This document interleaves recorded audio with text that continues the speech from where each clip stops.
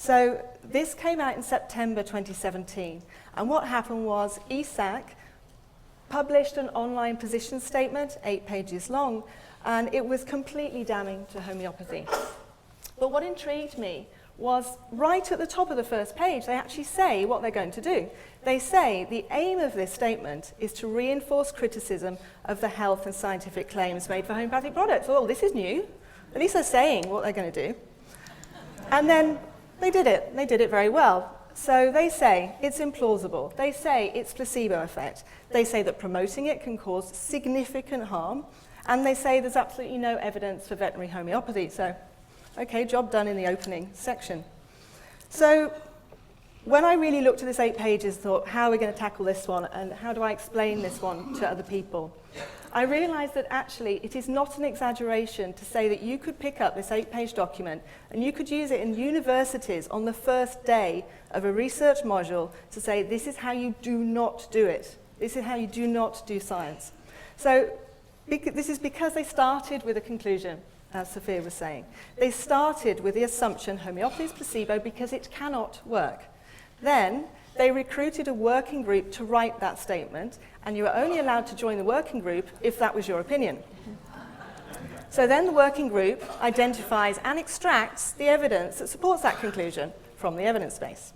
You put it into one document, you call it excellent, and then, just as a tiny nod to balance, fairness, and the scientific method, barely, they put an information box in there, basically saying, if you want to find anything else, go there.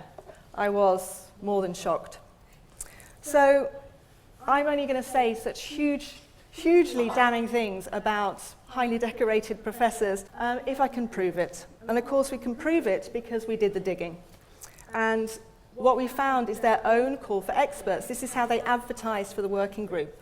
So they're saying homeopathic products are ineffective, apart from placebo, and there is no validated evidence to support their use.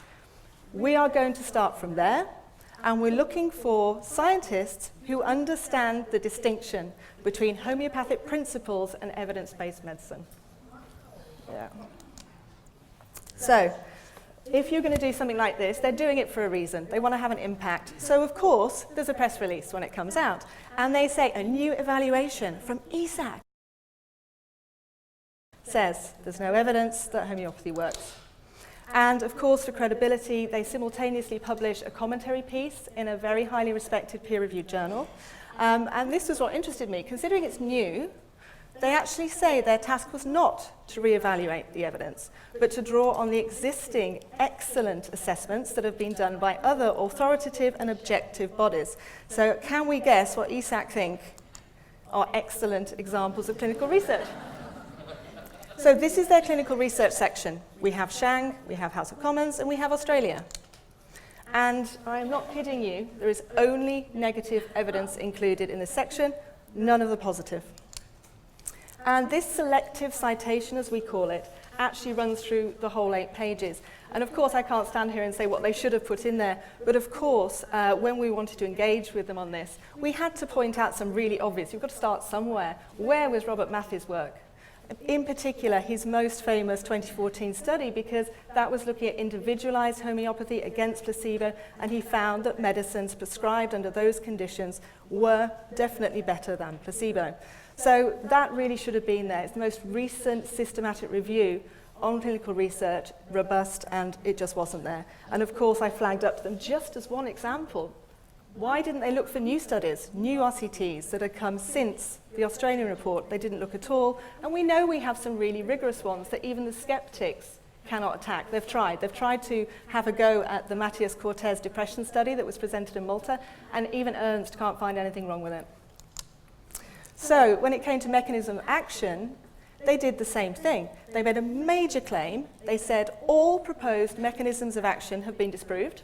That was news to me. Especially considering we have that special edition of the journal Homeopathy where there were 13 papers looking at this topic. Only one of those took a skeptical view, and that's the only one that's in EASAC. They carry on with unsubstantiated claims and missing data. When it comes to other sections, they say, this is huge, homeopathic practitioners recommend products that they know are biologically ineffective. That was hard to read. And yet they don't include a single experiment assessing biological effects of homeopathic medicines. Again, it's an entire section of our evidence base, but at the very least you would think they would have included Claudia Witt's 2007 systematic review on the topic, let alone where's Chris Endler's frogs, where's Stefan Baumgartner's wheat experiments, etc. It's shocking. Now, I know nothing about homeopathic regulation. There's people in this room who know a hell of a lot more about it than I do. But actually, the whole point of this statement, apparently, was to make recommendations at an EU level about regulation and licensing. And I'm told by people who know better than I do that all they've done is demonstrate a lack of knowledge regarding existing quality control and safety. There's a fantastic rebuttal to the EASAC statement done by BPI that you'll find on the HRI website. And they spell out clearly, as the people who would know this, that all of these aspects are already taken care of in existing EU legislation, so there really is nothing to be done, and actually that patient choice should be respected. So we had to decide what to do about this one. Australia's in the works, we keep that going, and here's EASAC, what are we going to do? And when I thought about it, I thought actually there's a really good opportunity here, because this is the first time they've tried to do this at an EU level. I mean, one hard-hitting document by heavyweights. So I thought it makes sense to me that we match that. So why don't we all get together at a European level and do something about it? So all of these organisations, we've known each other for years, we respect each other's work and so on, but I'm not aware of there having been an actual specific task that we just decided to all do together. So I got hold of everybody and volunteered that Ton Nicolai at Eurocam should orchestrate it. I was a bit too busy, and he very readily agreed, and he sort of oversaw the coordination of all of us taking action. And the first thing we did, of course, was we all dug into this and we shared what we found. And we found that this was written by 11 highly decorated scientists, but including 3 skeptics. The most famous of those is Professor Dan Lachemer from Sweden. So he, we believe, was actually the primary mover of the EASAC statement. As usual, no declared conflict of interest, and certainly nobody with any relevant expertise.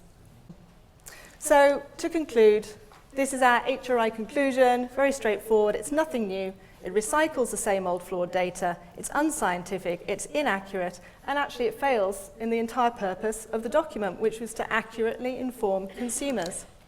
But it's extremely useful. You can look, there's always a bright side. It used to be quite hard to make people believe us that our data was being manipulated so outrageously, because it's quite a big claim. People think you're imagining it. Here we have scientists of the very highest caliber blatantly abusing the scientific process and doing bad science. And it's all handily summarized in one document. So it's actually really, really useful.